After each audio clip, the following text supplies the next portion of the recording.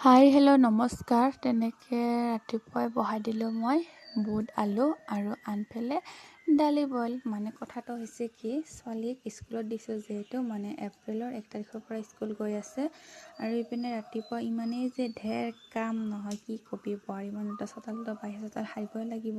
বাহিৰ চোতাল সাৰি গা পা ধুই সোমাই পাকঘৰলৈ ইপিনে ভগৱানে চকুটো মিলি কিনে গেছটো কোনো ৰকমে দিছে আৰু গেছত ভাত বহাই দিয়ে। ইপিনে আকৌ মই ৰুটি বেলি আছোঁ। তেনেকৈ ৰুটি মা দেউতাহঁতক ৰুটি বনাই থৈ যাব লাগিব, সেইটো যেতিয়া কামৰ কাৰণে গৈছে আৰু আহি সিহঁতক দিব লাগিল খাবৰ কাৰণে। তেনেকৈ ৰুটি বনালোঁ মই। তেনেকৈ 8খনমান ৰুটি বনাই থৈ কি আজিকালি একদম সময়টা ইমানেই যে নাটনি হৈছে নে কি কবি। ৰাতিপুৱা 5টা বজাত উঠি ঢেৰ কাম হয়, কাম কৰি শেষে নহয়। তেনেকৈ ইপিনে মোৰ দালি হৈ গ'ল আৰু আনফালে বুট আলু যিহেতু মই বইল দিছিলোঁ লগাই সিও হৈ গ'ল। আৰু ইপিনে মই ছোৱালীক দালি বইলেৰে ভাত দি দিলোঁ আৰু ছোৱালীয়ে কৈ আছে যে মা মই অকলে খাম বুলি কিনে, সেইটো অকলে দিলোঁ। আৰু বাচ্ছা মানুহ যিহেতু খুৱাই দিব লাগে, কিন্তু অভ্যাস কৰিছোঁ যিহেতু অকলে খোৱা, তেনেকৈ অকলে খায়। আৰু ইপিনে মই বুট আলু তেনেকৈ তৰকাৰী বনাই আছোঁ। আৰু ইপিনে মাইনা টিফিন লৈ যাব লাগিল, টিফিন দিবৰ কাৰণে বেলেগ অন্য একো লৈ নাযাওঁ যিহেতু নাখায়, তেনেকৈ বাহিৰা বস্তু বেছি নাখায়। তথাপি মই তাক কেক আৰু দিছোঁ আৰু দুটাই দিছোঁ, কিন্তু কি এটাও নাখালে, অকণমান খাই কেনে তেনেকৈ আহি গ'ল। মোৰ ঢেৰ কি কবি আৰু ৰাতিপুৱা সময়তো মোৰ একদম মূৰ গৰম হৈ যায়।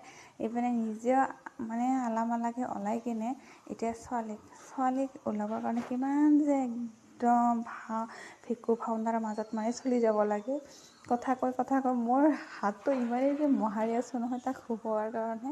যাব বিচাৰে, সেই আৰু অলপ দুষ্টামি কৰে। সৰু ছোৱালীটো হ'বই তেনেকৈ কৰে। মই তাক ক্ৰীম লগাই দিলে মোক ক্ৰীম লগাই দিওঁ, মই ড্ৰেছ পিন্ধিলে সেই ড্ৰেছ পিন্ধিব। তেনেকৈ পষ্ট ভিডিঅ' ডাঙৰ হৈ চালে নিজে হাঁহিব, মই এনেকৈ আছিলোঁ নে বুলি কিনে। আমাৰ বাইদেউবোৰ ৰেডি কৰিলে নাচন।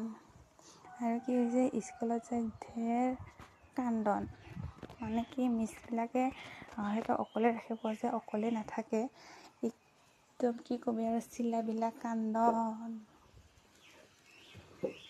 তেনেকৈ ওলাই মেলি গ'লোঁ স্কুললৈ গৈ টিফিন সময়ত খেলি আছে, একদম ডাঙৰ লগতহে খেলে, ডাঙৰ লগতহে থাকে। তেনেকৈ হৈ গৈছে, সৰুৰ লগত নাথাকে। আৰু ছুটিয়ে দিল, তেনেকৈ ছুটি আহি ফিউজ কান্দা একদম ভাগৰ লাগিছে। আৰু মুখবিলাক নিজে ঘৰতে নখ অলপমান দীঘল হৈ আছিলে, তেনেকৈ নখেৰে অলপমান আখোচা লৈ লৈছে।